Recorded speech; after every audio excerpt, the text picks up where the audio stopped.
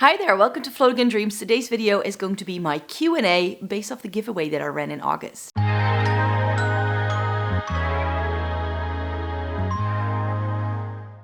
Welcome to everyone watching today. Thank you so very much for joining me. Today's video is going to be the Q&A and I'll be answering some of your questions that were asked as part of the giveaway that I ran in August as part of Palette Month. So the question was just ask me anything, leave a question, and then you were entered for the giveaway that I ran. The winner has been selected, they have been contacted, and by the time you're watching this video, I will have already sent their prize to them. So congrats to the winner.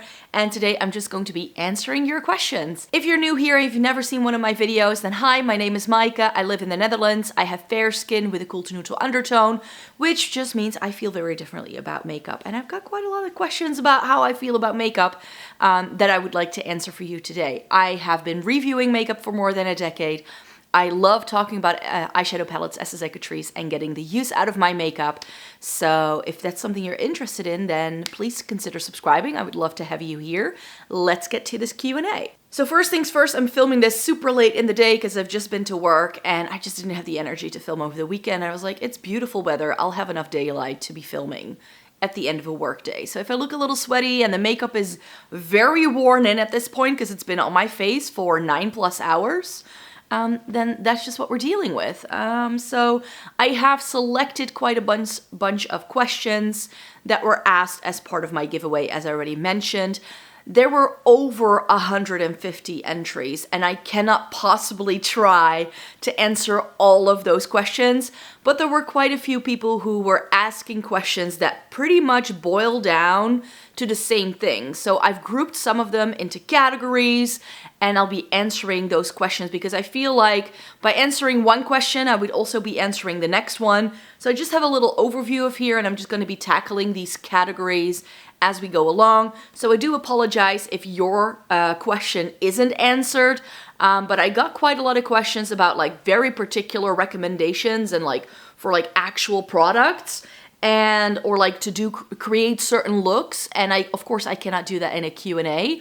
However, if that was your question, if that's a question you're looking for, all you need to do is use the search bar here on my YouTube channel or over on my blog, which is linked in the description box down below, because I have answers to that questions up. So if you're looking for a great foundation for pale skin, I have lots of foundation reviews up on the blog. If you want to see me applying makeup and how I like to do my makeup, I have a ton of videos where I apply makeup to my face.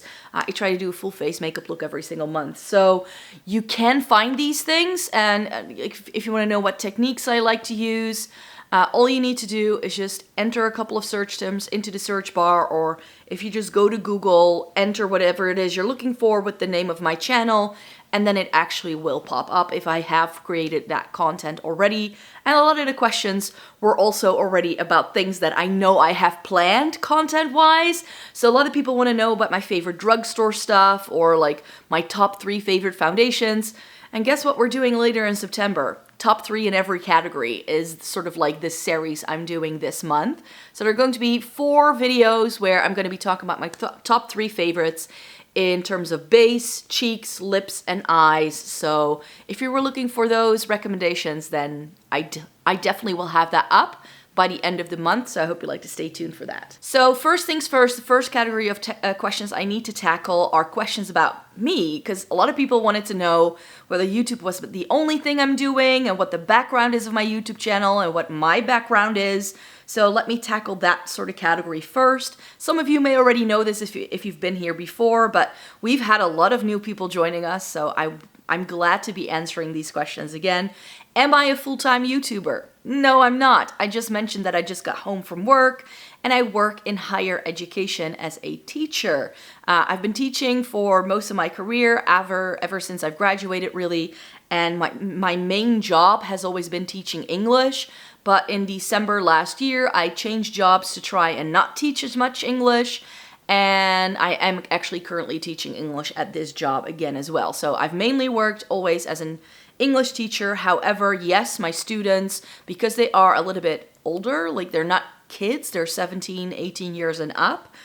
So yes, they know that I have a YouTube channel. In fact, I've used the fact that I have a YouTube channel to be invited to the job that I'm currently teaching at, because I work in a communications degree. And yeah, the fact that I have a YouTube channel and that I know a little bit what SEO is and how online marketing works and, you know, how to build an audience and etc. has been very helpful to get this new job and to be able to do something other than just teach English. And that was my wish at the time. But I really enjoy teaching. It's been my biggest passion in life, actually, but it's not something that I've ever created content about. So yeah, my students know, I make it part of my introduction by now. And it's really a process that's been very gradual for me. I just started a blog with no aim more than a decade ago. And if you, like, you can still see everything. Everything is still up on that blog. So you can exactly see where I'm coming from and the development I've made over time, you could say. And yeah, I don't know whether my students are actively following me. I know of students I've taught in the past who actively follow me, and I follow some of my students who I taught for years on their social media as well. So it's sort of like a mutual thing. But I do have students who are in the influencer game themselves. So one of my ex-students also has a YouTube channel. I'm currently teaching some people who are pretty big on TikTok. So it's definitely sort of part of my identity at work as well. So that being said, I got some questions about my English as well. So I think I'm going to be tackling that at certain points in this Q&A. But yes, I learned English mainly at school. I am a native speaker of Dutch. My parents are Dutch. I spoke Dutch on a day-to-day basis until I was 18 years old. I went to university to study English, had to speak English every single day from that moment onwards. And then I went to the US for an exchange program and I picked up an American accent, and that's pretty much it. But yeah, I sometimes get questions from people, or people are trying to be helpful and give me feedback, like on my English as well. And that very often means, like, whenever people give those kind of comments, I just know that they're probably like native speakers who've never encountered people who don't speak English as a native language. I know at this point in time that any mistake I still make is just something because I've misheard it somewhere, or somehow something gets stuck in your brain and then you're like, wait, what? Oh, it was different? Oh, okay, I'll change it. But sometimes it takes a little while to stick as well. But yeah, I got some questions about why my YouTube channel is in English. I just started blogging in English because my online presence has always coincided with doing things in English. Way back in the day. I've done some videos about this as well. I was a massive Backstreet Boys fan, so a lot of my like teenage years were spent talking to other fans from other countries, which was done in English. So for me, being online and doing things in English is like a 2-for-1, you could say. Like, it just, I didn't even have to think about it. So when I started a blog, I didn't even think of doing it in Dutch. Especially at that time, blogging was quite new. And I feel almost as comfortable writing something in Dutch than in English. There are very many moments now where I actually feel more comfortable speaking English than I do Dutch, because I've just had so much more training, especially when it comes to a work situation, when I have to write more formally or academically. I have only ever done that in English, so I wouldn't even know how it works in Dutch. Just so you know. A lot of people were curious how I combine my job with YouTube. So for a while, I worked a full-time job in education for about 4 or 5 years. But ever since I started this job, I've actually taken a day off of work so I can actually spend more time on this. So sort of like a 50-50 split. Yes, YouTube can be busy, but like most people, you know, if you want to relax at the end of the day, I think some people just brainlessly watch Netflix. I brainlessly edit videos. That's like my thing, to be able to do something creative. That's the way I see it, as like a creative outlet to share my passion with people that I don't normally get to talk about, because I don't know that people who are as passionate about makeup as I am in my day-to-day life.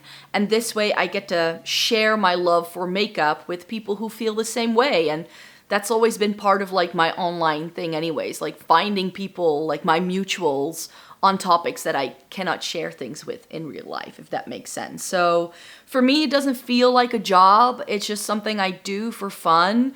And that's why, you know, if I miss a video sometime, I don't really care. I mean, it's nice that I get a little bit of AdSense that I can put back into the channel, but it's also not my aim to try and do YouTube full time, which is why I've never really tried to make an effort. Everything on this channel kind of just happens, and I'm nearly at 10,000 subscribers, and I hope to be able to make that goal before the end of the year. But, you know, it's also okay if I don't make it, because this is not my bread and butter. I still want to be able to work a job in education for as long as I find that fun and enjoyable. And so far, that's always been the part where I feel more challenged, and I really have to work together with people, and I like to collaborate with people and see my students and do something else. At this point in time, I cannot imagine doing YouTube full time, because I think I would just get very lonely. You know, it's you and a camera and a laptop, essentially. So I'm not sure if I want to do it, but, you know, who knows? I kind of see this as a thing, like, if my career really doesn't do much for me anymore, I can always just try and see if I can build this out and try and make more money with this. But at the minute, it's not something I'm interested in. A couple of things I wanted to share as well, because I got some questions that were sort of about like what videos I like to do and sort of like my posting schedule or video ideas that I had in the past, whether I'm bringing them back, sort of like the background behind my YouTube channel. So I do have a posting schedule where I will always post on the same day in the week. So Tuesdays, Thursdays, Fridays, and Sundays on this channel. I'm thinking of either the Thursday or Friday video to sort of slowly take it out of the schedule, because it's just getting a little bit busy for me, and maybe them being able to put some more effort into the other videos I'm already doing. But it's still kind of up in the air, because I have so many ideas for videos that I'd like to share with you that 4 videos a week is sort of like the sweet spot for me. I can share what I want to share, but yeah. Sometimes it gets a little bit too busy if work gets a little bit crazy, and work comes first. It just does. But yeah, I do have not only like certain days that I post, there are also certain pieces of content I always post around the same time of the month, you could say. So there are a couple of videos you can expect me do every single month, which is new makeup releases, shop my stash, a haul, eyeshadow palette review, and some older eyeshadow palettes that I want to go back to. And then I try to have like 2 or 3 other palette related videos that are running in the background that I do every month as well. I'm going to be changing it up for September. I'm going to have 2 new series this month, all about eyeshadow palettes. So if you want to stay tuned for that, that would be lovely. And this year I've been trying to do a lipstick video every single month, where I do some swatches with some lipsticks. And I always try to do a full face makeup look as well once a month. So those are the pieces of content I do every month. And then the other days where I have places to do other things.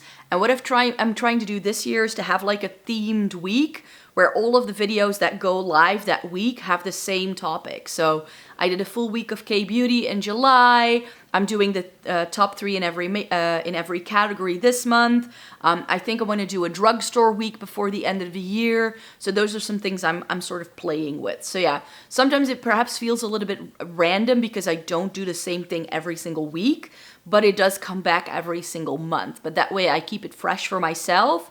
And by having some of the topics that I know I'll be doing every month, it just makes it easier for planning, and it allows me to film things ahead of time, which I need to do because I have a job and I only have like my day off to film, really. So that's what I do.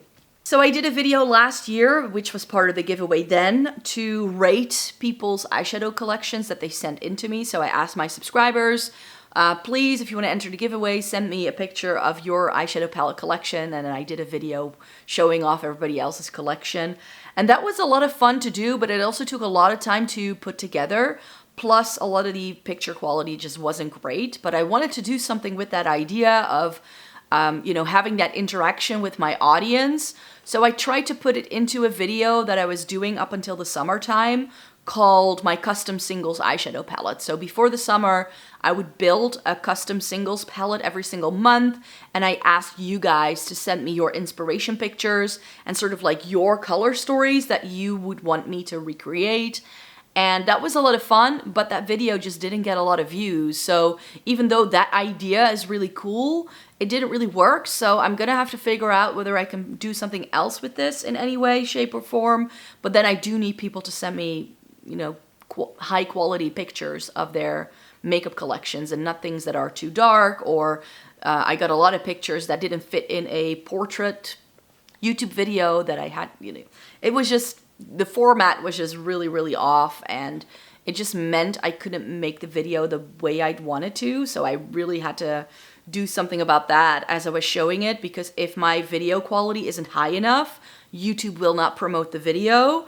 And if I film in HD and the image quality I lay over it, I could actually damage the quality of my video. So that's why I had to do that video in a slightly different way than I had anticipated, and I haven't really gone back to it since. But yeah, I would be interested in doing something like that, provided it does work, you could say. I got some questions about how I handle PR, and this is actually the question I get the most from people in real life is, oh, you must be getting PR. I get PR once every 2 to 3 months, so it's not a lot. Most of this channel is stuff I bought myself. 95% of what I show you, I've bought with my own money.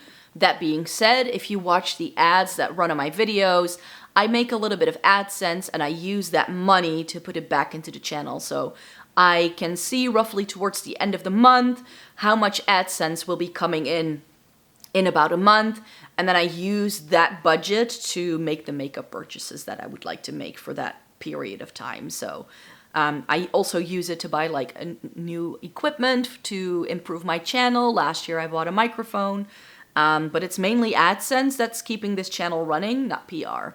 So I barely receive any, and most of it, that like most propositions, I turn down. Is there a place where I can find all of your affiliate codes? I don't have any affiliate codes, or at least none that are active. If I show you an overview of any of the products that are shown in that video, I'll have the links there. And I have a page called Shop My Shelf, because that's the system I use to generate the links. That's the affiliate program I'm part of. And so if you find those links, there is a link in the description box to Shop My Shelf. That's what it's called, and you can click it, and then you can find an overview of some of the shelves I've built with some of my all-time favorite products. But whenever I do like an eyeshadow palette review video, I'll have the links there. But a lot of indie brands, for instance, aren't part of Shop My Shelf, so I wouldn't make money anyway. But yeah, I don't have discount codes or anything with any brands that are currently active, because again, I don't receive a lot of PR. So a lot of the things I show you is just because I want to show you. Okay, so I see I'm already filming for about 20 minutes, so I'm gonna have to speed this up a little bit, but this was like quite a chunky section, you could say. But there were some other like personal questions about my personal makeup journey as well. So that would be section number 2. And a lot of people were wondering where I get my love for makeup. And my makeup journey isn't the one where I was like, oh, I've loved makeup my entire life. I haven't. I was a complete tomboy until I was well into my 20s, and I didn't wear a speckle of makeup ever. Until I started working, and in teaching, you sometimes have like 8 a.m. class starting, and I was just looking tired. And then I had a colleague come in one day who was like, and I was like, I looked at her, I was like, there's something different about you, and I couldn't place it. And she's like, yeah, I'm wearing makeup because, you know, concealer and, you know, the dark circles. And I was like, oh, that actually makes sense. And that's when I first really started dabbling in makeup. So that was like end of the 2000s, you could say. So roughly around the time that I started my blog, actually. I started my blog not too long after it. So my entire makeup journey is pretty much online, you could say. But yeah, when it comes to makeup and like my interest in beauty and things, that's really my grandma. She is the person who was like putting in the curlers in my hair when I was a kid and like doing my nails and sharing, like if she had some of her perfume left, she would give it to me. So I definitely have childhood memories, but I was just not that girly girl who wanted to wear makeup my entire life. For the most part of my life, I was incredibly tomboyish, and I just didn't wear any makeup at all. So yeah, my earliest makeup memory would be my grandma and sleepovers and, you know, using her old eyeshadow. And I did have this like kitty makeup, but I never use it on myself. I always use it on my uncles. So yeah, my earliest makeup memories is just playing. It was just like painting to me. I didn't really get the idea of makeup until I was well into my 20s. When did I try makeup for the first time? I did try makeup in my teens, but where I was really like wearing a full face makeup look, like back when I was like in my clubbing days, and like when I was like 16, 17, my friends would be doing makeup, but I wasn't really interested. And then I had a friend who, because I was such a tomboy, for our final prom, was like, you know what, my sisters want to give you a big makeover, and I had this really pretty green dress, and they did my hair and makeup. So that was a lot of fun, and everybody was like, wow, you look amazing, because nobody had expected me to show up in like full glam, and yeah, it was a thing. So that was a lot of fun. I still have those pictures somewhere. I don't know where they went, but yeah, that was a whole thing, because I was the only person out of my friend group really who never wore makeup. It was like that special moment when I actually did that everybody found very fun. Is there a particular item or brand that got me started? No, but I did think when I first got into makeup more than a decade ago that makeup had to be expensive. So I think like one of my first eyeshadow things was like by Dior or something like that, because I didn't know drugstore makeup existed. Why am I so passionate about makeup? Or when did I realize I love makeup, and what prompted this? Like I said, it was a work thing, and it was a very gradual process. I started with just a makeup bag, and that was all the makeup I had. And then it just kind of grew as time went on. I first wrote much more about nail polish over on the blog. That was something that I liked a lot more than makeup. And then, you know, I went from just a little bit of concealer to wearing eyeshadow to adding mascara.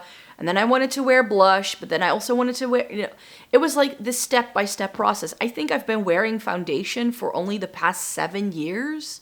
Before that, I didn't really wear foundation on a day-to-day basis. So for me, it wasn't like one moment in time where it started and that was it. Something snapped and I was into makeup. It was this very gradual process. And I just started to notice how much I enjoyed doing my makeup and how good it made me feel, and how much I enjoyed sharing my experience with other people. On my blog at first, and then I started doing a YouTube channel because I felt there was content that would work better as a video, and then it kind of spiraled from there. It's just one of those things, like it's a hobby that got out of hand, really. It's been very, very sort of like slow going for me. Same with why I fell in love with eyeshadow palettes. I honestly do not remember when that happened.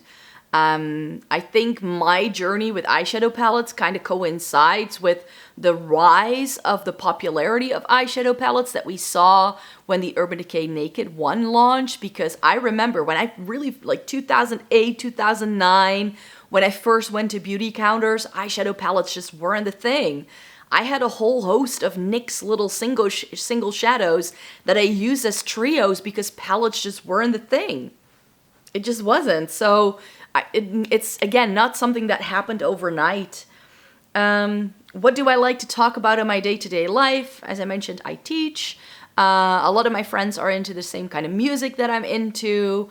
A lot of my friends are also teachers or somehow working for like the government or within healthcare. And I dance, and there as well we have, you know, the same passion with the dancing. So that's what I talk about.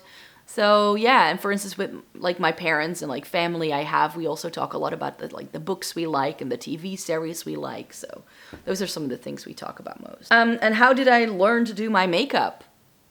YouTube. Really, like Wayne Goss early on, Pixie Woo. I had a couple of those makeup books from like Ray Morris. That was my favorite. And that's how I learned to do makeup, really. And do I have any other favorite influencers? I am subscribed to quite a few people, but I don't necessarily watch influencers for reviews anymore because I don't want to be influenced with their opinions before I make up my opinion. So the videos I watch from influencers are just to see what kind of makeup they got in and what's out there, and that's how I use influencers. But I don't go to influencers anymore for reviews because then I would skew my own opinion. So it's just not content I can watch if I want to be able to share my honest opinion with you, I feel. So I do watch some people. I like Angelica Nykvist. I enjoy Nikki Raven, but she's kind of stopped talking about makeup on her channel, which I find a shame, but she has her reasons. I'm sure if it makes her happy, then that's fine. I follow Samantha March, Annette's Makeup Corner, sort of like that sort of mid-tier. I've never been really into like the super popular, like millions of subscribers kind of YouTubers, and a lot of those that I used to follow that got to that status, I ended up unfollowing in the end. It's just, I want there to still be a focus on the makeup, and the minute it becomes too lifestyle-y and it's much more about them showing their lives and this like inspirational, influencer-y kind of thing, I don't really enjoy that content unless I've been following someone for a decade and I've really sort of followed their journey. But other than that, I'm not really interested in that part. When it comes to non-makeup influencers, that was another question I had. I watch some people who talk about books. So Reagan from Peru's Project, I still watch from time to time. I think her name is Sam from Thoughts on Tomes, but I've pretty much discontinued watching a lot of book talk videos because I have just really found that a lot of the things that are popular online doesn't necessarily go with what I like to read. So that's why I've sort of stopped following that. Oh, and if you are on TikTok and you're looking for good makeup content from someone who just loves to do very natural, pretty makeup, I can highly recommend Bronte Marie. She is amazing and I love her makeup look. So, but you do have to go to TikTok for that. But that's like the only makeup person on TikTok I enjoy watching because most of that is so much more done for shock value than anything else that I'm not really into it. But yeah, when it comes to like non-makeup-y stuff apart from books, I watch quite a lot of food content, so recipes and stuff, mainly on TikTok, and I don't really follow anyone. I just kind of save recipes. I do like the La Gomme chef on there. Mart, I think his name is. He's a riot, and I love him. And I really enjoy the Cupcake Gemma channel on YouTube. I watch a lot of their videos. I never make anything, but I do really enjoy that content. I just really enjoy some cooking content. Another set of questions that was still a little bit more personal was about travel. So what are some of my favorite places to travel to, favorite country? I actually have like 3 destinations that I've been to the most: Paris, London, and New York. Those are the big 3. I definitely want to go and explore other places as well. So I'm going to Florence in the fall time. I'm hoping to be able to make it over to Japan next year. That's the big dream, to go to Japan for my 40th birthday. That's sort of the... I hope it works. I don't know how expensive it's going to be, so I have no clue about budgeting or what I exactly want to do, but my best friend has been twice, so I'm just going to live off of some of her recommendations for sure. So yeah, I do enjoy traveling, but I am someone who likes to go to the same places because I can shop makeup there. I'm not going to lie. If I could live anywhere in the world, where would it be? I don't really know. I quite enjoy the Netherlands. I mean, it's a very stable country for the most part. I don't think I'd want to live anywhere else. Back when I was younger, I definitely wanted to live in the States, but that whatever happened in like the past decade or so over there, I'm like, nah, I'll stay in Europe. Favorite city to go makeup shopping, one of those 3, Paris, London, or New York. It's all up there, really. I really enjoy Paris for the vibe and like the food and all the museums, and just I really enjoy Paris for that reason. I mean, when it comes to makeup shopping, I just go to Sephora there because France is pretty expensive when it comes to drugstore makeup, for instance, and it's quite difficult to find. London I love because I can get my hands on so many brands that I cannot get here. Space NK, I go to the department stores like Selfridges and Liberty. They now have Sephora there as well, and they get a lot of the US brands. So perhaps London, if it's just about the makeup, but I really enjoy the vibe of New York, like the pacing of it.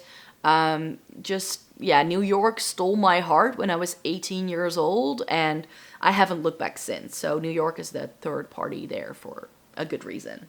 And then I have a really big section of questions, and I think this is the biggest one, so this is going to take a while, about sort of like the online beauty community and the beauty industry and my thoughts on that. So let me talk you through.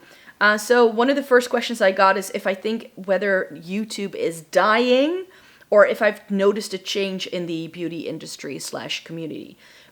These places change all the time based on the people who are in there, which means you guys as well, because the people watching my videos and leaving comments and also on other people's videos, you're part of the community as much as I am. So don't discredit yourselves there.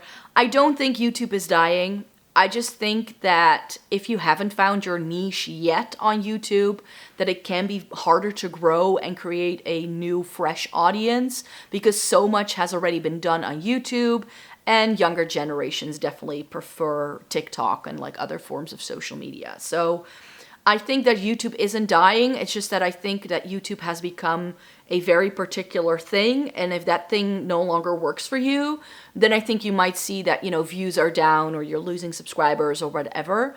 But I think that since this isn't a job for me, I don't really care what happens to this place. So I'm just a little less sensitive to all of the changes in the social media realm.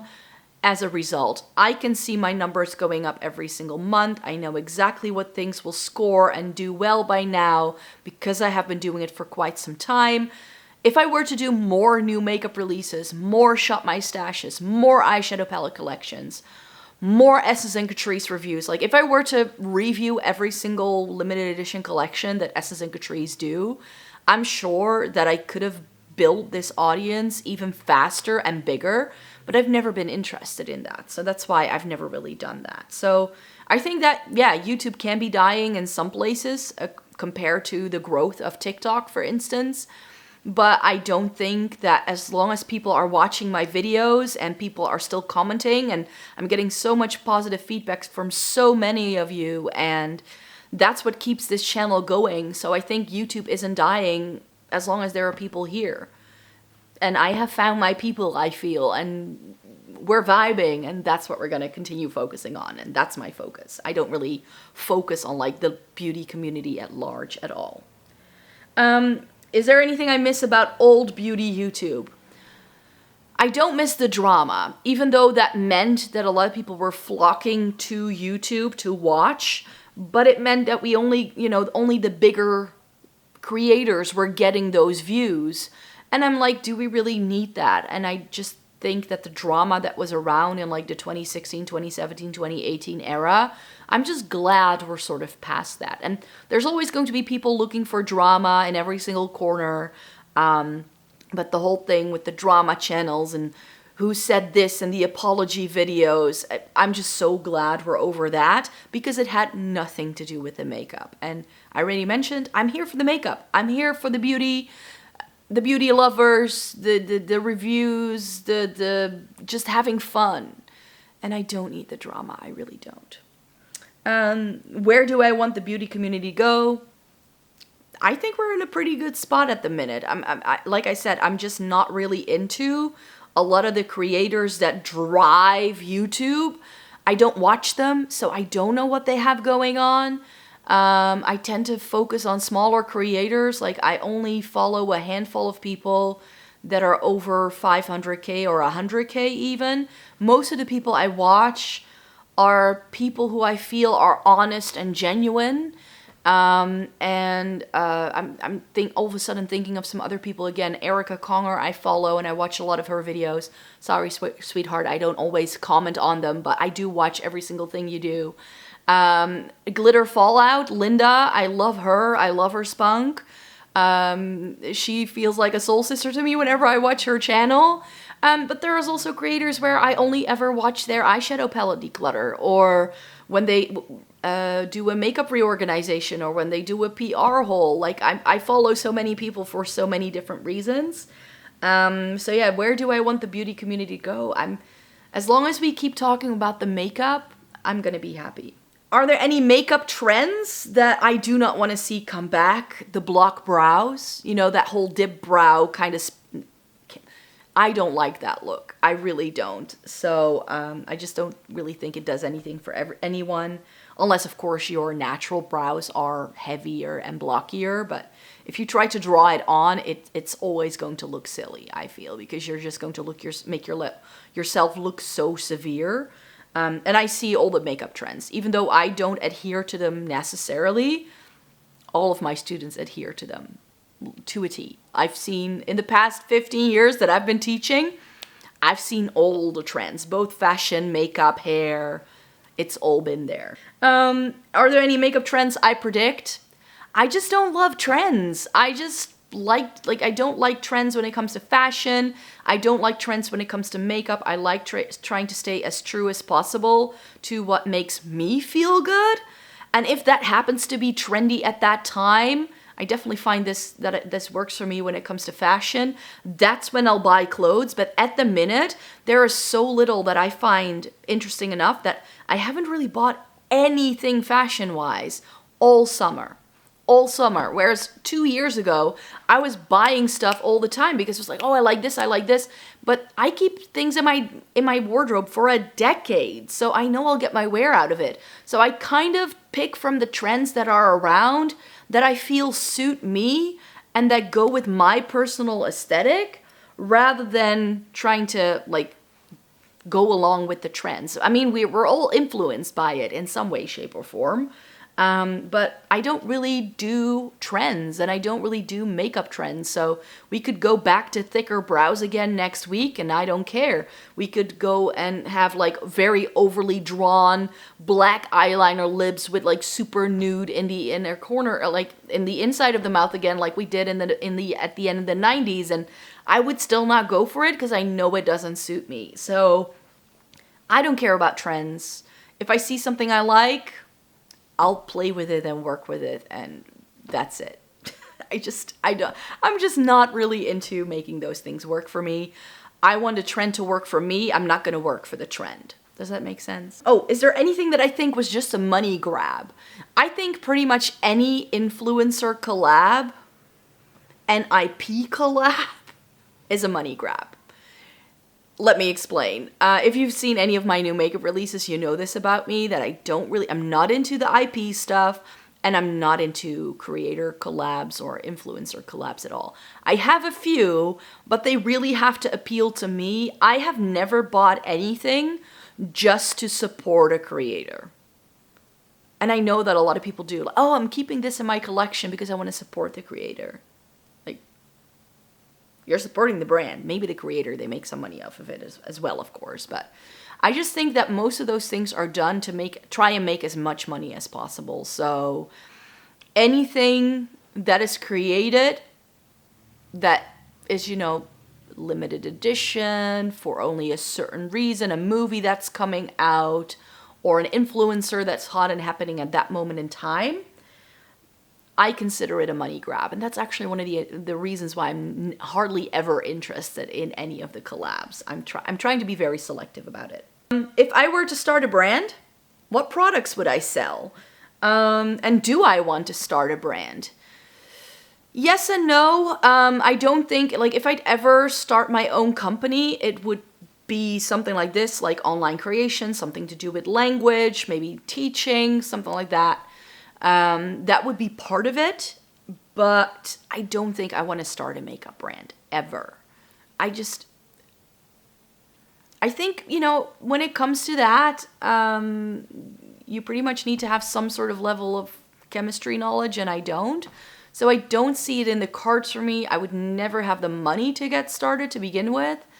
So I just don't think it's necessarily in the cards, and really not something I'm interested in, to be quite fair. What product would I sell if I were to create a brand? The thing that I think is the smartest move is something that everybody buys, and it's concealer and mascara. Those would be the first two products I try to create if I were to ever start. No color products, because they come and go and it's like trend heavy and everybody wants the next new shiny thing. A good concealer and a good mascara is the two things that everybody needs in their life. If you have a good concealer, you can sheer it out. You don't need a foundation. If it's self-setting, you don't even need a powder. You don't necessarily need primer if you've got good skincare.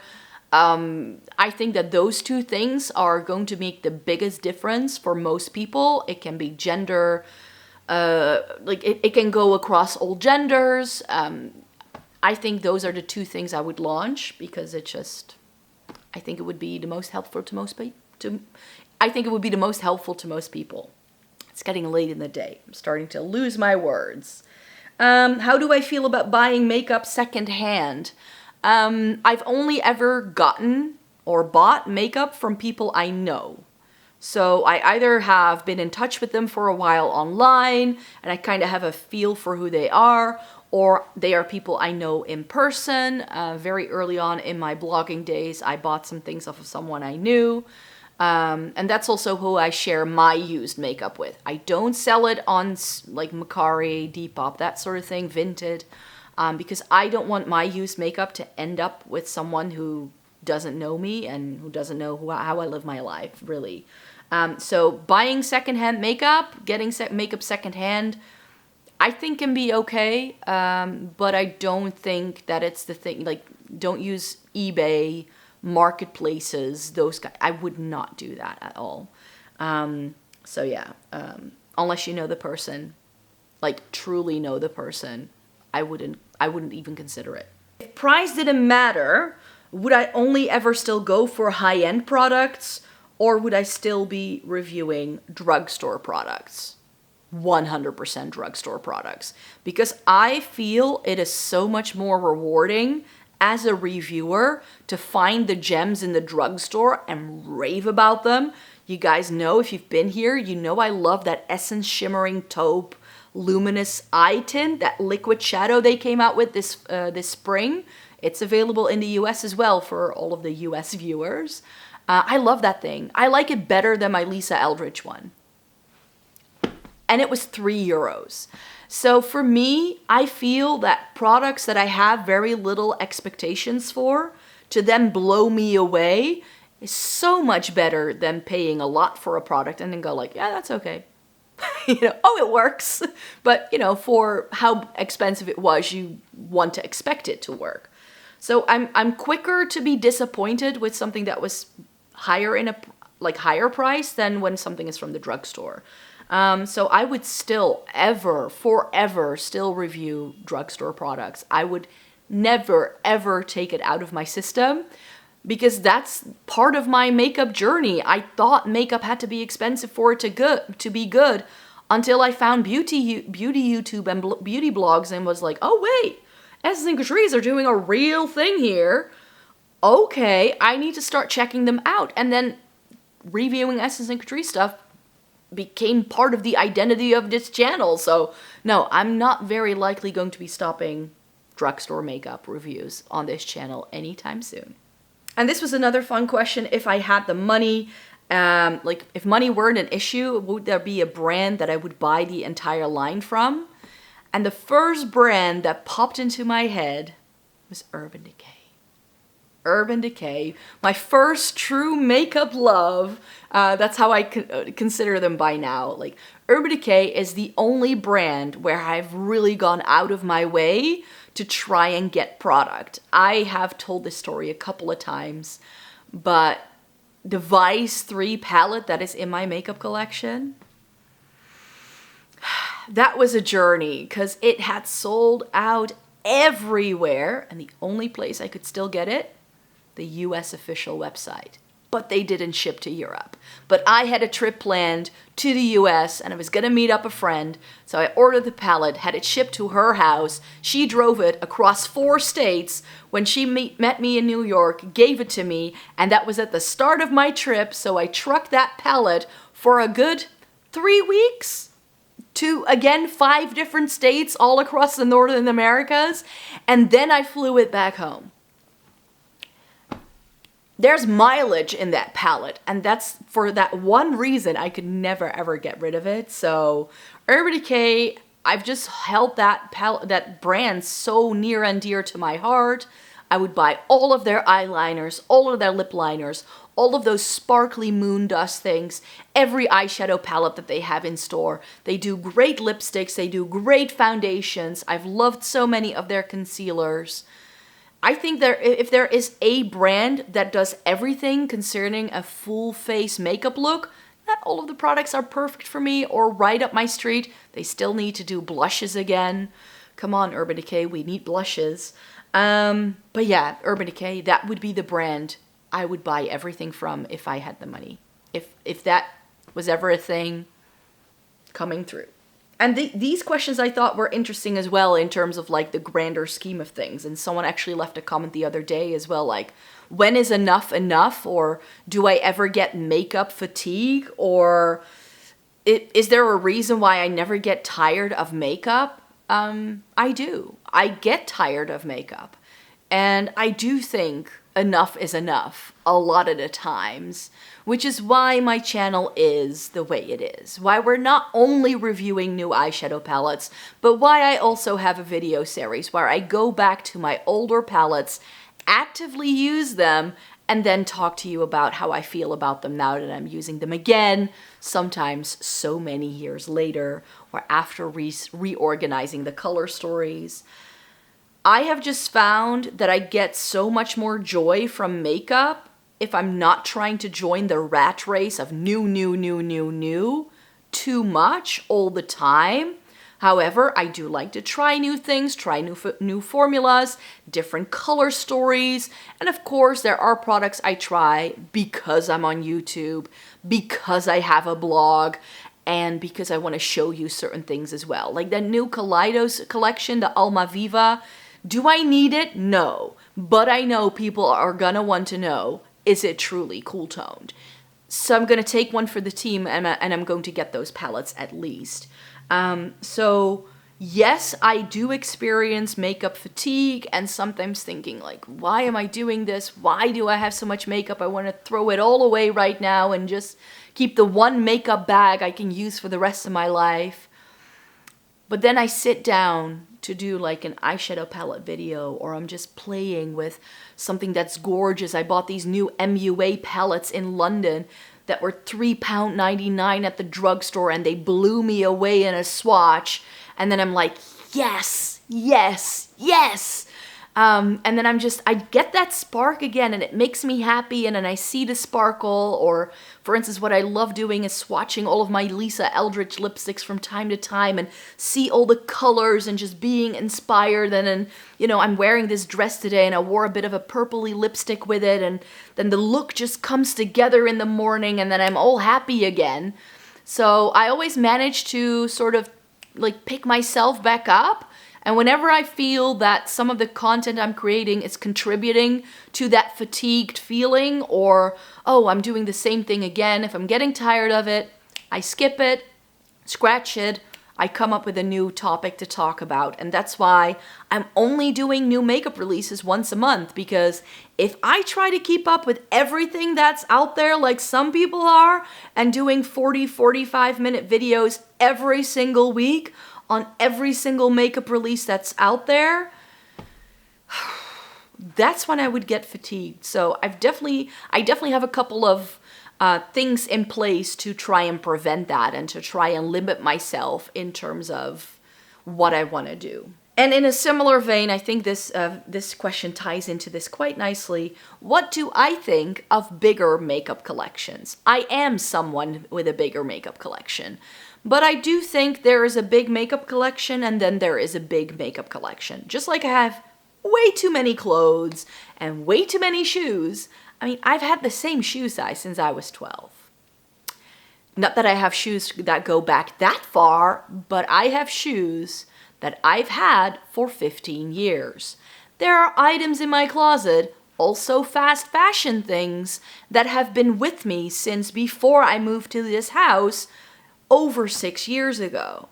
So I know that when I find something I love, I want to hang on to it. Now, some people will call that hoarding. However, I have no issues getting rid of things because I also like to be able to find things. So at a certain point in time, and this definitely happened earlier this year, okay, I swatched out my entire blush collection, for instance, to really see which things are too similar, and that is then really helpful to declutter and to, you know, get rid of some things and keep it fresh again. So yes, I have a bigger makeup collection, but that's happened because I've been doing this for such a long time. And if I like a product and I don't fall out in love with it, and if it stays okay quality-wise and it hasn't expired, I have a tendency to keep it because I love it. Why would I get rid of my Urban Decay Naked 2, which is perfectly fine to still be used, just because it's an older palette and it doesn't necessarily go with what's going on right now? I don't see the point. So the only reason why I have a bigger collection is because A, I like to hang on to things that I just truly, truly enjoy and love, and I like going back to it and using it again, and sometimes using things up and hitting pan on things. I really enjoy that part of using makeup too. But I also need to bring in new things to keep this channel alive. If I never ever talk about new makeup, this channel wouldn't really go very far. So I do need to bring in new things, and I enjoy trying new things as well. I'm always very curious what Essence and Catrice do again every 6 months. So yeah, I do have a larger makeup collection. For me, it's just something I like to go back to, but I don't try to have a full archive of all the makeup I ever bought, because that's also not realistic. So just try to toe that line, really. And I think that if you have a bigger collection, because it's something you enjoy, I mean, some people go out and party every single weekend. I make makeup videos. That's the way I feel. New topic, so another grouping. We still have 3 groupings to go and then we're done. But this is about makeup in the European Union and the Netherlands, because I got a lot of questions about this. I actually want to do a tea time chat about makeup in the Netherlands, but I have this idea of where I want to film some clips in stores. However, in the Netherlands, you're not allowed to film in stores without a permission. So I have to do it sneakily if I were to do it. So I'm not sure how I'm gonna do it, but I'd like to show you what our makeup aisles look like, because it's barren. Makeup in the Netherlands is just not a thing. It's just not. The question was if I can do a full face makeup look with EU-based indie brands. No, simply because I don't have enough products in my makeup collection currently to do it. However, one of the video ideas I'm still playing with is to do a full face makeup look with some Dutch drugstore brands. So I actually want to buy some stuff from Kruidvat name brand. Kruidvat is a drugstore here, and some Hema products as well. So Hema is another Dutch store. And but I still need to put it together. Every single time I check my local Kruidvat or their online website to see what they have in stock, it's just very, very barren, and most of the things I want to try are out of stock, which is why that video hasn't happened yet. I need to be able to buy the product to be able to show it to you. But yeah, that's why that video hasn't happened yet. So yeah, a full face makeup look of Dutch drugstore brands, yes.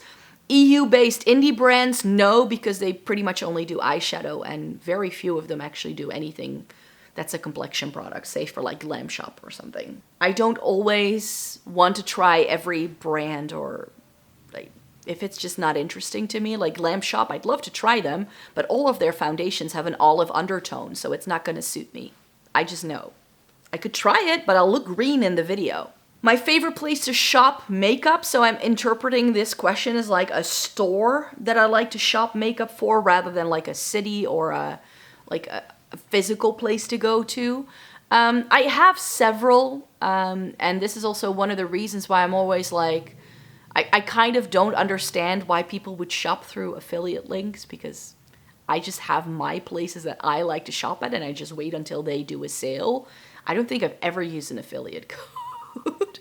But yeah, some indie brands I shop from directly from their websites.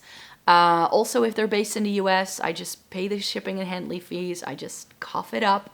I enjoy places like Cult Beauty, sometimes Feel Unique, Look Fantastic, Beauty Bay, that sort of thing, where you have these larger websites that just do a lot. I like to shop Sephora, but mainly physically in store if I go to France. However, they do now have a UK-based website that ships to mainland Europe, but not all of the products they sell in store in London are shipped to mainland Europe. So you need to put things in your cart and then they'll tell you what products will and won't ship. I've had that same issue with French Sephora in the past actually as well, that they weren't shipping some things over. So yeah, Sephora, more of an in-store experience. I love Selfridges. They have this giant beauty hall. If you're ever in London, definitely go. They also do a lot of niche brands and things that are a bit more unique. Within my own city, I like to go to the Kruidvat at Zuidplein. So if you're ever in Rotterdam, maybe we'll meet each other, who knows? But there is a Kruidvat there, and it's actually one of the bigger ones in town. So they have the best range of when it comes to Essence and Catrice stuff. So that's a place I usually go to if I'm like looking to see something, but mainly I buy it online from either Boozy Shop or Cosmetic for Less.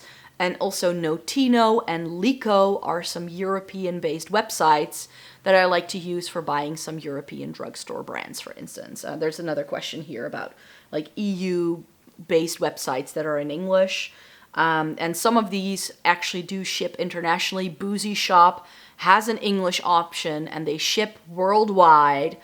But if you're in the US, you're gonna have to pay the shipping and handling fees, which is gonna be steep because they ship by weight. Like, let's say Sydney Grace or like other brands in the US that I sometimes want to buy. So yeah, those are some of my favorites. And then within Rotterdam, I also tend to go to the Douglas and the Ici Paris on the Lijnbaan. I mostly go there for perfume shopping. I very rarely go into those stores anymore because I mainly get things online. But that Douglas does have Gucci. They have a MAC counter. They have Too Faced. They have Benefit. Pat McGrath is in there now. They do ABH. It's like one of the bigger stores again that they have to offer. And then Ici Paris has Huda Beauty and some other, like, you know, your standard Dior's, YSL, Chanel, Bobbi Brown. Those kind of things are also in those stores. And then we have Bijenkorf. I sometimes go there. They have Charlotte Tilbury, NARS, Laura Mercier, like Clinique, Tom Ford, Bobbi Brown as well, I believe. Some other brands. So I sometimes go there as well, but I tend to do most of my makeup shopping online. I just do, because I'm lazy and I don't always want to spend my time going into like busy stores if I know exactly what I want to get. And are there any EU brands that are available in the US? First things first, Kiko. Kiko is a European-based drugstore level brand that is, I think, available worldwide. They have a US-based website. Kiko Milano also has a store here in Rotterdam that I like to shop at sometimes. But again, I tend to just use their official website because it's easier. You get the best deal. Everything is still in stock. You know exactly what is still there, what isn't. Kiko, I think, is the brand to look into. If you want to try a European-based brand and you've never tried them, Kiko Milano for sure. They do so many great alternatives to higher-end makeup. And they are like, together with Urban Decay, I think they're one of my favorite brands that has ever come into existence. And then US brands I want to try but can't get my hand on. I'm not sure at the minute if there's anything, mainly because I've now been to London and a lot of the US-based brands like House Labs that you can get in the US were not there. Glossier is in London, so that's become a little bit more available. I think Merit is a brand I would still like to try. They also do this no makeup thing. And so far, I haven't found a place that sells Merit that ships to my country. So that could be a thing because I believe they're in Sephora in the US, but I haven't seen them anywhere else. So I don't know. I do think they have an online website that ships to the UK, but it doesn't seem to be going anywhere else yet. So can't try that. We're getting a little bit more specific into the makeup with this second to last category. And one of the questions I got is if I ever go back to Essence and Catrice stuff. I do. However, Essence and Catrice discontinue their products super quickly. So it doesn't always make sense for me to keep using it because then they'll have like the next new thing, and there's only so much blush by Essence and Catrice I can keep in my collection. So very often if things are very similar and I don't necessarily love the older formula any more than I do the new formula, then I'll just keep the newer thing and I declutter the older thing. That's usually how it goes. I definitely still have some older lipsticks from Catrice that I like to go back to from time to time. I do use their products very often. I do go back to them. The Essence Make Me Brow is a product I've gone back to time and time and time again. It's still, till this day, my favorite ever eyebrow product in existence. So yes, I do go back to Essence and Catrice. Palette-wise, however, though, because they discontinue things so quickly and they keep bringing out new things, I don't really have the opportunity to. However, I do have a couple of those 5 in a box, and I just really like to travel with them. So yeah, I do use things from time to time, but it's mainly their cheek and complexion products that I go back to over like multiple times. Is there a certain product's discontinuation that has saddened me, or if there's a discontinued eyeshadow palette that I'd like to see back in stock? No. No, I just think that things that are discontinued have had their time, and that was it, and it was nice. I don't think I've ever gotten sad by a makeup product that was discontinued.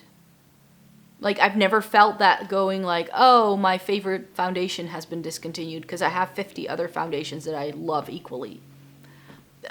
I just don't have that where like, oh, I can only use this because that's the only thing that works for me. I have found so many products that work for me that I'm never disappointed with something being discontinued, because I know that by the time I use it up, something will have come to the market that is even better than the thing I already loved. I've definitely found this with things like foundations and like brow products and eyeshadow over the years.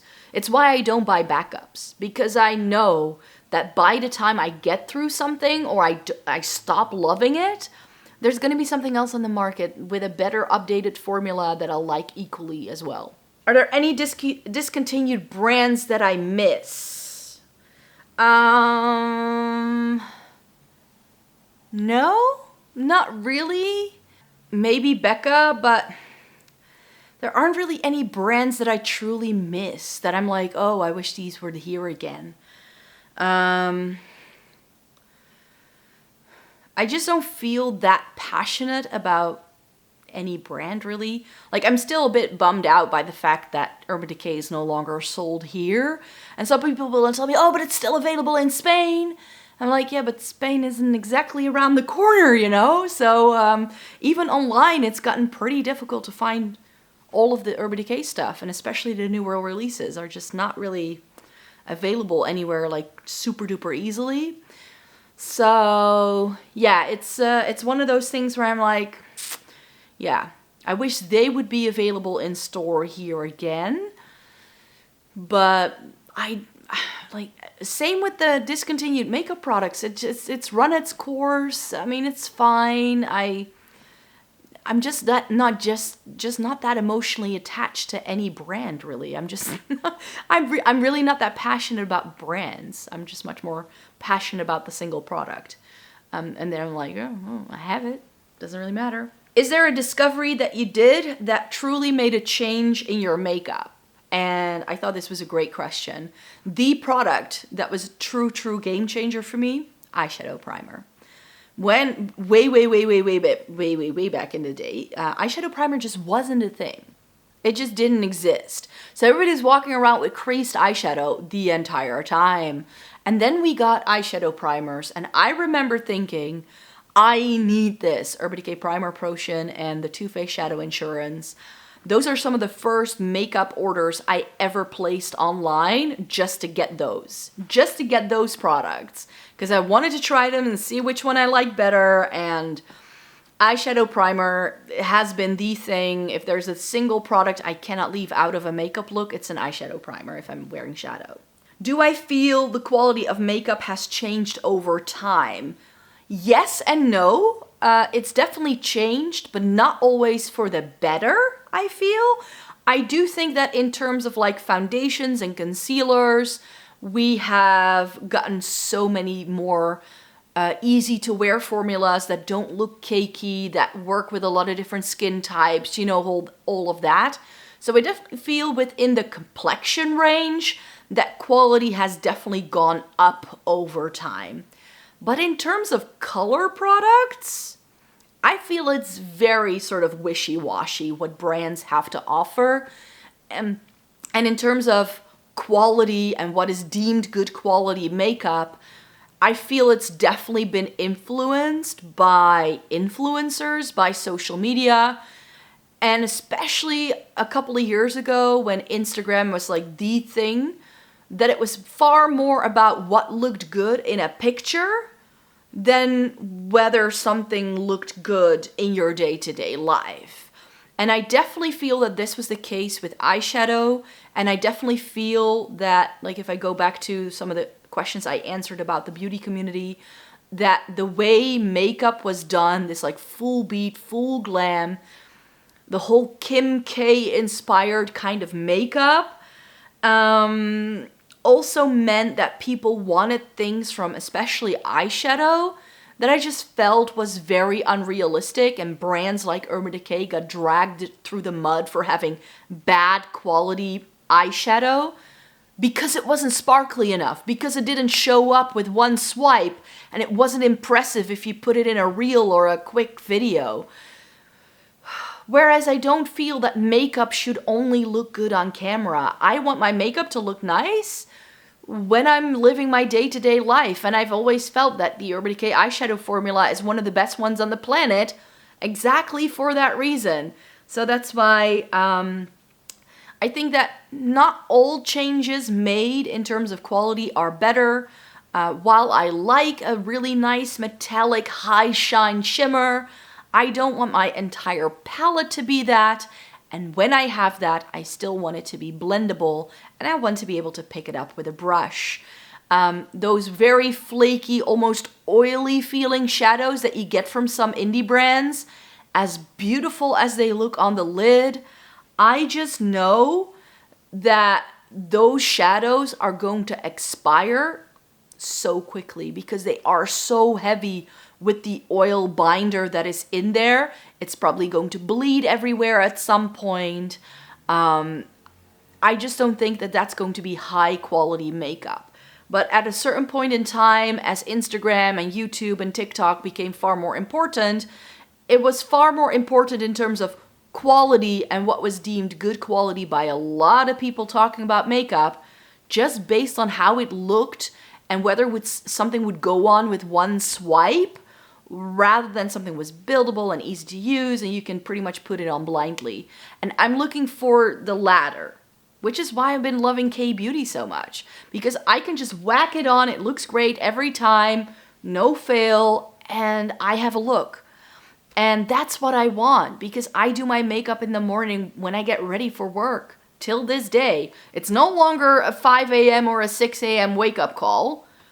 Thank the heavens, because I now work closer to home, so that's been lovely. But yeah, I still want that quick and easy look. I want to be able to do my makeup in the morning in 10 to 15 minutes and be out the door.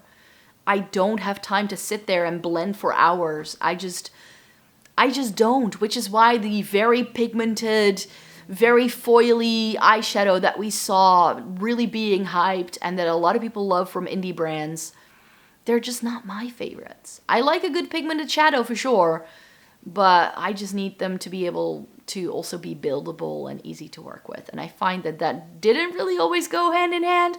I feel that some of the quality is better now than a couple of years ago for sure. But yeah, that's, it doesn't always change for the better, I feel. Have my preferences for eyeshadow developed or changed over time? No. I still like what I like a decade ago because I still have that Naked 2 palette and it's still one of my all-time favorites. I mean, when I did my Cool Tone palette ranking, even though I've now changed the color story, combined it with the Naked 3, it's still in my top 10 till this day. So when it comes to, like, I've stepped out of my comfort zone and tried colorful makeup, and like, I love a good blue eye look, I love a good purple eye look, I love a good rainbow, I love it all. But when it comes to my day-to-day and what I just prefer doing, it's been a neutral eye with a red lip for more than a decade. It just does. It just does. So that's, I think, just something that I always fall back on. Like, I'll venture out of that from time to time, but especially since the whole panini situation, I've just really gone back to my roots, I just feel. Is there a product I miss on the market? No, I think it's just overkill by now. I wish that brands would just slow down because it's like two sides of the coin. Yes, it's influencers driving money and, you know, spending, but it's also brands just, you know, think of a Colourpop who has a different collection coming out like every week or so. Makeup Revolution, another one of them. Essence and Catrice are also very much part of this thing where they have a new collection every single 6 months. Why? Like, I don't miss anything because there is just too much already. And is there a makeup product I regret I didn't buy? Is there anything that I really feel I missed out on? I think, but at that time I couldn't get it. And right now the palette is just so old and it goes for so much money on eBay that I don't think it's worth it. But the Kat Von D, was it called La Vida Loca or Vida Loca? Something, the thing that looked like a record with like all of the colors and like some neutrals in the middle. That one, but KVD Beauty or Kat Von D as it was called at the time was just not available where I lived. I had to physically travel to the US to be able to buy that brand. What was it? Back in 2014 or so. But that's a palette that I've always liked the look of. That's the only one that was like high, like right in that like sweet spot for me where I was just buying all the limited edition stuff from Urban Decay and really sort of doing that. I think if I'd have had access to that at the time, I would have snatched it up in a heartbeat. And the Vice Limited from Urban Decay, it came in like acid green or acid yellow packaging. That one as well. That one was so limited, it was super difficult to get your hands on. I think it was a US only release. So again, something I wasn't even physically able to buy. But those are two palettes that, you know, makeup memory box wise, those would have looked nice in there. I would have liked to have those. And finally, the final section here is actually some questions that I think a lot of people might wonder, because in my introduction, I always say I have fair skin with a cool to neutral undertone. So people want to know, how did I know? How did I find out I have a cool undertone? Trial and error. I've tried so many foundations. I think there are over 100, maybe over 200 foundation reviews up on the blog. You live and learn when something just looks like too yellow or it makes you look orange. You just learn and you're like, no, this is completely wrong on me. Like I had this Bobbi Brown foundation stick that I loved. I loved the texture, but it was so yellow. I just couldn't deal anymore. So I found out that way, but I actually learned this already at a hairdresser's appointment back in my student days. So I had this hairdresser, a friend of mine had gone there for her wedding hair, and I was like, okay, seems like a good hairdresser, so I went there. And then I wanted to change my hair color, and they actually did the whole color analysis thing with like the different colors and like gold and silver to see what would suit me. And then, you know, silver suited me better than gold, and like reds looked really good on me. So I already had some sort of like makeshift color analysis done to see what hair color looked nice. And especially in my 20s, I changed my hair color a lot to go like darker and blonder and redder and all that. And I just noticed that whenever I had red hair, I love the color on me, but there were a lot of things in my wardrobe that no longer suited me. And I just found out that even though I look good with red hair, it meant I had very limited outfit options. And then I was like, do I want the limited outfit options? So now whenever I get my hair done, I actually have it like highlighted. I need to go in it again and have it done. And then they actually put a cool tone toner over it to make my hair more cool tone and a little less brassy, to get rid of some of the warmth, because it actually looks best on me. So I've known for years, like I think 20 years by now, that I have, well, not 20, more like 15, 17 years, that I have a cooler undertone. And just from trial and error, whenever I went shopping with friends, like we found like a dress or like a top, oh, try it on, it will look good on you. And almost everything looks good on me. I can get away with so much because I'm not super pink and I'm not super yellow. There are certain things that really don't work for me, but it's actually very, very little. As long as I keep my hair close to my natural hair color, yeah, then it just looks best. So yeah, how do you figure out your undertone? You could get a color analysis done. However, if you have, like if you go into a makeup counter and you, especially if it's like a good foundation range, if you have access to something like Fenty or like a Huda Beauty, like brands that do like a ton of shade ranges, MAC is pretty good for this as well. But MAC's coloring system can be pretty confusing.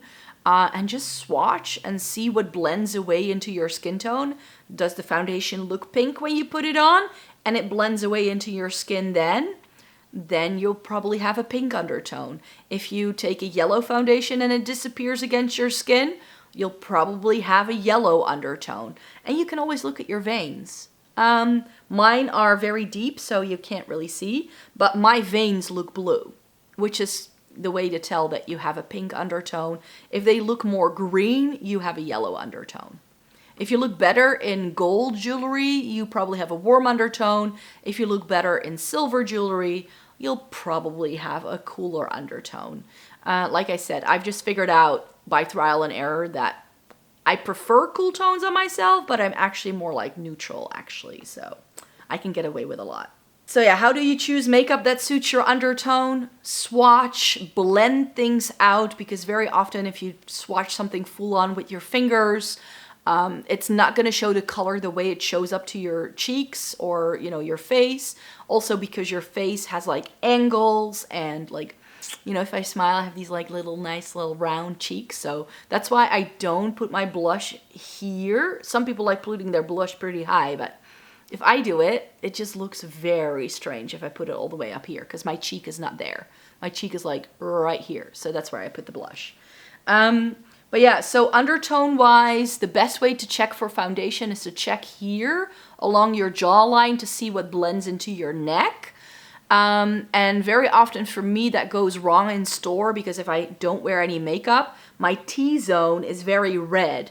So my T-zone needs a darker shade almost than my neck does because this is much lighter. I'm lighter in my neck than I am in my face. For some people it's the opposite. They have a darker neck than they do their face. So make sure that you check for foundation like this. And when it comes to color makeup, you really just need to see also what works together. And that's again to do with the color wheel and understanding color theory. Samantha Ravndal did a really good video about that. She did an entire deep dive into how the color wheel works in terms of makeup. And just, you know, trial and error and seeing what looks nice on you is actually the way to go as well. You could go monochromatic for the time being. You know, if you do a purple eye, do a purple blush, do a purple lip. Maybe a bit too strong, but if you work with different textures and maybe, you know, the purple on your lips is a gloss that just has a bit of a purpley sheen and the blush is quite sheer, then your look can still be very full on. And you can also play with depth and texture and those kind of things. I like to sometimes think of what I'm wearing. So today I'm wearing quite a colorful dress. So I went with a pretty neutral eye and I put a bit of a purple lipstick on. So I try to make sure that my entire look comes together, if that makes sense. So yeah, how to choose makeup that suits your undertone. Swatch if you can. and really look up swatches if you like from people with your skin tone that is as close to your skin tone as possible. Like if you have very deep skin, my swatches are not going to be helpful to you because you will not see what the color will look like on your skin tone. So look up swatches from people with your skin tone. That's another way to figure it out. And then finally, about the cool tones, because everybody always wants to know, why do I prefer cool tones? They make me feel the best. Can I get away with warm tones? Yes. But very often I find that warm tones look very glam on me, and it just looks like I'm ready to party, but I'm going into work. Whereas when I wear a cool tone, I feel it looks more like a true neutral on me than I do a warm tone. It's just a preference, really. So for me, cool tones make me feel more confident.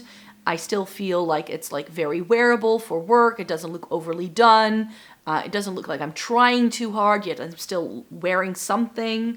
So I just love cool tones for that reason. And that's why I love cool toned eyeshadow palettes and trying them, because so many people think things are cool toned when they're not really cool toned. And that's why I was saying, like, how do you figure out your undertone? What looks cool tone on me may not look cool tone on you, because your skin makeup is just a little bit differently, and your undertone just makes things look a little bit differently. I get a lot of questions. Are you sure you're not an olive? I'm not. The only reason why I look green in some videos is because I have a green wall here and a big tree right there. And because on my one of my other filming locations, you could see I have a green couch in the background. And the camera just picks up some of that green. But trust me, I'm not green. I've tried an olive tone foundation, and I looked like She-Hulk. It was not a good look. It was not a good look. So yeah, cool tones all the way, just because I feel my best when I wear a cool tone. I wear a cool tone and it makes my day instantly. With a warm tone, I just need to work way too hard to not make it look like I'm going out to party. It just does. So yeah, that's why I like cool toned eyeshadow palettes. Those are the shades that draw me into a palette. Give me a taupe, give me a cool tone mauve, a matte mauve. That's more like plummy gray rather than like reddish plum.